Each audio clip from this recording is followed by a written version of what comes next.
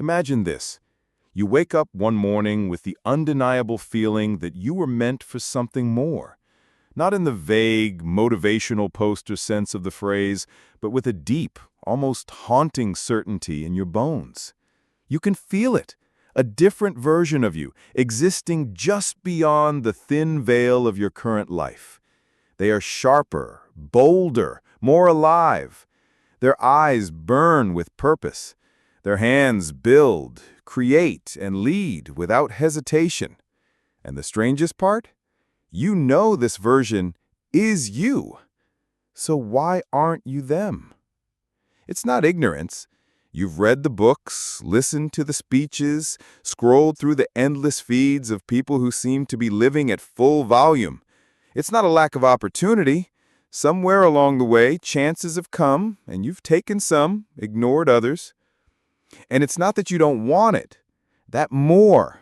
Because deep down, the desire has been clawing at you for years. Yet here you are, walking the same familiar corridors of your life, performing the same rituals of comfort and survival, each day a little different on the surface, but identical in its deeper rhythm. And that other version of you, the one with fire in their veins, remains locked away, like a prisoner waiting for your permission to step into the world. Here's the uncomfortable truth. You are not living at your true potential, not because you can't, but because on some level you choose not to. And that's where the paradox begins. Why would anyone choose to remain smaller than they could be? Why would someone sabotage their own ascent? Perhaps it's because potential is not a soft, safe thing. Potential is dangerous. It demands that you dismantle the fragile identity you've built over years of compromise. It asks you to trade the comfort of the known for the raw exposure of possibility. And possibility, real, unfiltered possibility, carries both the thrill of flight and the terror of falling. Disguised as busyness or practicality. You tell yourself stories to make peace with it. It's not the right time. I'm not ready yet. Things will be different soon. And yet, if you were honest, you'd admit that the right time will never come. Readiness is not something you stumble upon. It is something you step into, trembling. This is the paradox at the heart of your life. You long for the life you could have, but you fear the person you'd have to become to claim it. What would happen if, for just one day, you stripped away the narratives, the fears, the protective excuses, and acted as if you were already that other self, the one with the fire? Would the world collapse, or would it open? Would you finally feel the pulse of the life you were meant to live? Or would you retreat back to the safety of what you've always known? And perhaps the most unsettling question of all, what if the greatest tragedy is not that life keeps you from your potential, but that you do? The air grows heavier the longer you hold this thought. Because once you ask it, you can't unask it. And from this moment forward, every choice you make will carry its weight. So let's look at why this avoidance exists, not just in you, but in nearly everyone you know. Because buried within this resistance is a truth about human nature that is far older and deeper than motivation, discipline, or self-help mantras. The hidden problem and its psychological and philosophical roots. If you were to strip away all the surface excuses, lack of time, lack of resources, fear of failure, you'd find that the avoidance of your true potential is not a modern problem, it's an ancient one. Carl Jung once wrote that the most terrifying thing is to accept oneself completely. And by accept, he didn't mean embracing your flaws. He meant acknowledging the staggering scope of your capability. Because to do that is to realize that your life's limitations are, for the most part, self-authored. The human psyche is not wired to chase boundless growth without resistance. Evolution didn't optimize you for self-actualization. It optimized you for survival. Your brain is a master at finding safety, even if that safety keeps you in a prison of your own making.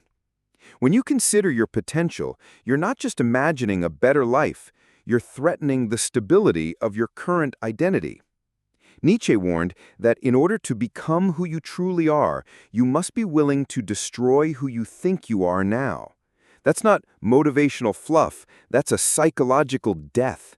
And your ego, the part of you designed to maintain continuity, will fight it like a cornered animal.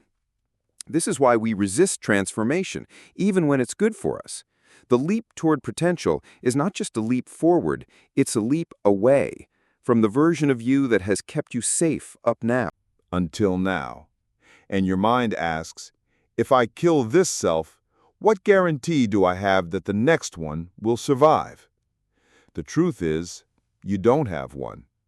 And that uncertainty is unbearable to the survival-oriented parts of your mind. Philosophically, this ties into Sartre's concept of bad faith, the act of lying to oneself to avoid the discomfort of true freedom. Freedom sounds noble until you realize it comes with absolute responsibility. If you accept that you have the power to shape your reality, you also accept that you are responsible for the parts of it you dislike. That's a heavy burden. So, instead, many people retreat into the comfort of believing that external forces, luck, society, timing, are the primary gatekeepers of their destiny.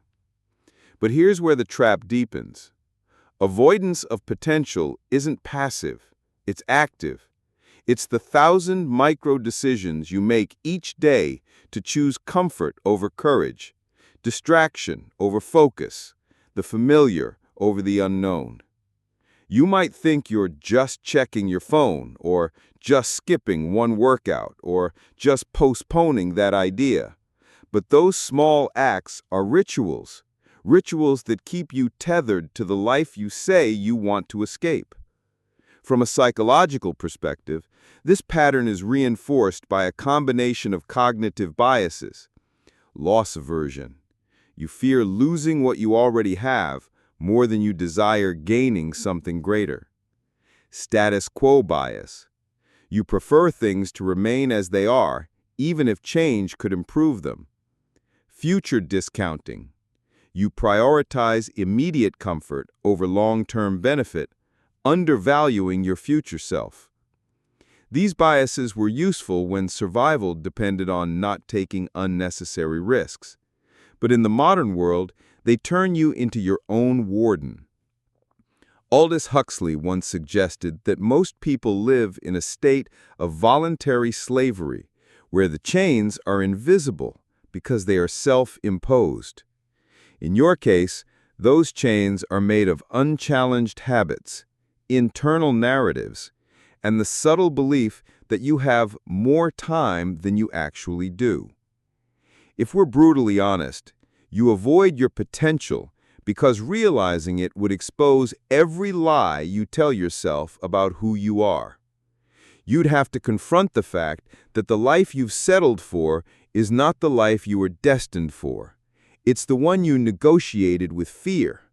And fear is clever.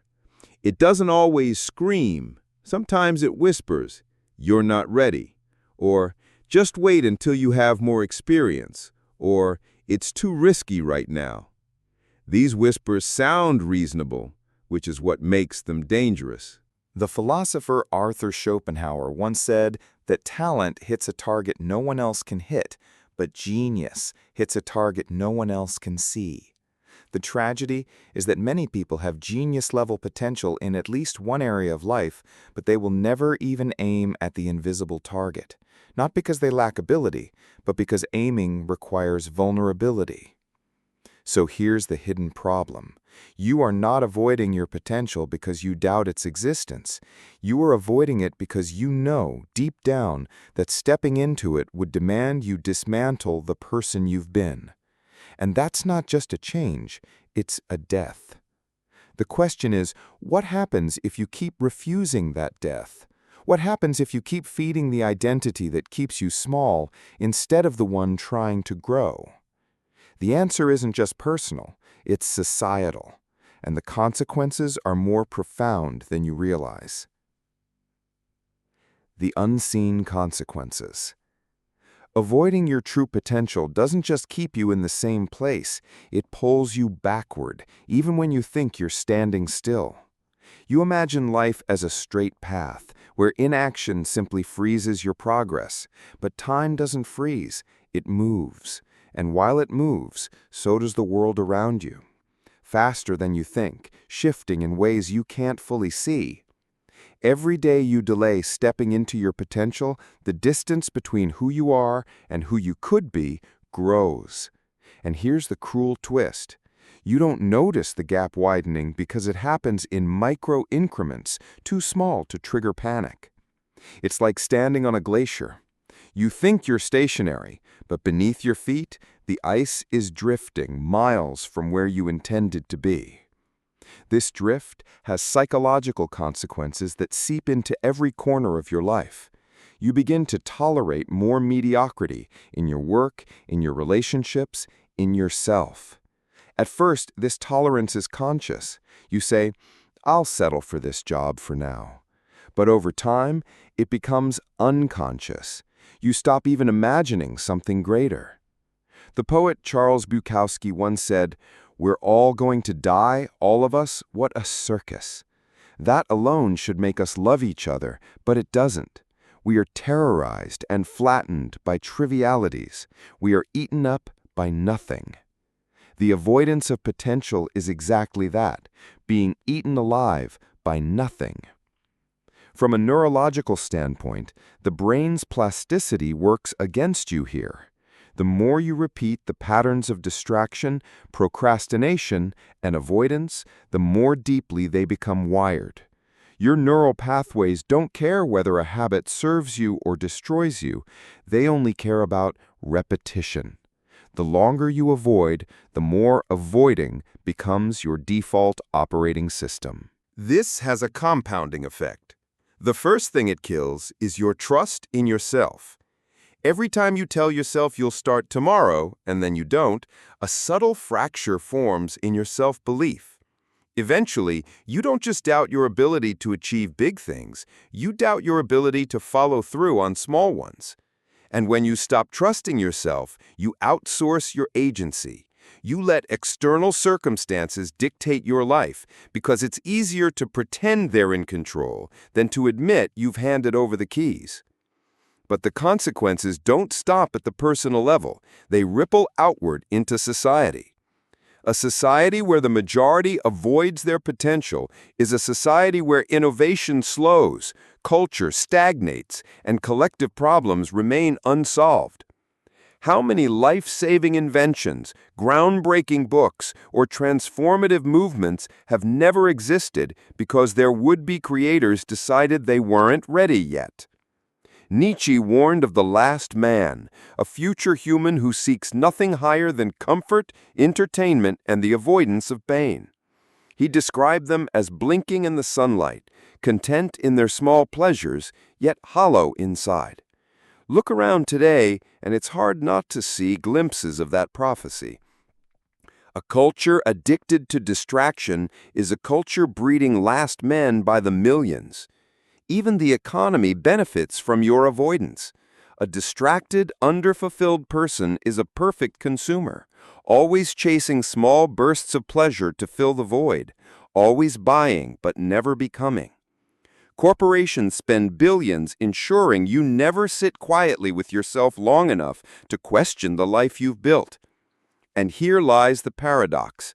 The more you avoid your potential, the more life feels heavy, yet the more you convince yourself you're too tired to change. It's like carrying a backpack of stones for so long that you forget what life feels like without it. And when someone suggests you put it down, you say, "It's fine, I've gotten used to it." The unseen consequence is that avoidance erodes the very part of you that could have changed everything, your capacity for hope. You stop believing in your own transformation, not because it's impossible, but because you've starved the muscle that could make it possible. The most dangerous thing about this slow decay is that it feels normal. Everyone around you is doing it. Everyone is scrolling, distracting, delaying. So you tell yourself it's fine. you're fine. But deep down, you know you're not fine. You know because late at night, when the noise fades, the truth creeps in. That restless hum in your chest, reminding you there's something you were meant to do, someone you were meant to be. And each day you ignore it, the hum becomes fainter, until one day it's gone. Not because your potential vanished, but because you stopped listening. That's the real tragedy. Not that you didn't become who you could have been, but that you eventually stopped wanting to. But here's the truth you need to hear. That hum isn't gone yet. And if you can still feel it, even faintly, it means it's not too late. The rebellion can still begin. The rebellion. How to break free. Rebellion doesn't always look like charging through the streets, fists in the air, banners waving in defiance. Sometimes it begins in silence, in the smallest, most private decision. I will no longer betray myself. Because make no mistake, that's what avoiding your true potential really is. Self-betrayal, dressed up as safety. The first act of rebellion is to see your avoidance for what it truly is. Not bad timing, not lack of motivation, not I'll start when I'm ready, but an active surrender of your life to fear and inertia. This is uncomfortable. It should be. You can't rise against something you won't name. Here's the thing. The system is not built for you to reach your potential. It's built to keep you docile, comfortable, and dependent. Social media algorithms are not neutral. They are behavioral engineering tools designed to harvest your attention. Your work environment may reward compliance over creativity. Even your closest relationships can unconsciously reinforce your stagnation because your growth threatens the unspoken equilibrium. Breaking free requires a radical mindset shift. Stop waiting for permission. History is full of people who stepped into their potential without a map, without a guarantee, without the right time. Think of Vincent van Gogh, who painted over 2,000 works despite selling almost none in his lifetime. Or Harriet Tubman, who escaped slavery and returned 13 times to free others, knowing each trip could mean death. Or Marie Curie, who ignored every warning about women in science and went on to win 2 Nobel Prizes. They didn't wait for the perfect plan. They acted into clarity. Your rebellion must be the same. Step 1. Kill the myth of motivation. If you wait to feel ready, you will die waiting. Motivation is not the fuel, it's the exhaust. It comes after you start moving. The real fuel is discipline, commitment, and the willingness to be bad at something until you're good. Begin with one non-negotiable action a day toward your potential, even if it's small. Write 200 words. Do 15 minutes of deep work. Learn a single skill. The point is to train your brain to expect forward motion. Step 2. Create friction against distraction. Your environment shapes your behavior more than your willpower does. If you keep your phone in your pocket, you'll check it without thinking. But if it's in another room, on airplane mode, the impulse loses power. Change your environment so distraction becomes harder than focus. Delete apps, block sites, schedule no notification hours. Nietzsche said, "He who cannot command himself will always be a servant." Removing the chains of distraction is the first command you must give yourself and obey. Step 3. Become comfortable with being uncomfortable. Every leap toward your potential will drag you through uncertainty, fear, and failure. You can't avoid these. You must normalize them. Treat discomfort as proof you're on the right path. When you feel it, don't shrink back. Lean forward. This is the territory where growth lives. Psychologists call this the zone of proximal development, the sweet spot just beyond your current ability. Too easy and you stagnate. Too hard and you shut down. Just right and you transform. Step 4. Protect your energy like it's sacred. You can't pour into your potential from an empty self. Sleep, nutrition, and solitude aren't luxuries, they're weapons. Protect them fiercely. Say no more often. Distance yourself from those who feed your distractions or belittle your ambitions. Remember, energy is the currency of creation. Spend it wisely. Step 5. Build an identity that demands your potential. True change sticks when it becomes part of who you are, not just what you do. Stop saying, "I want to write a book." Start saying, "I am a writer."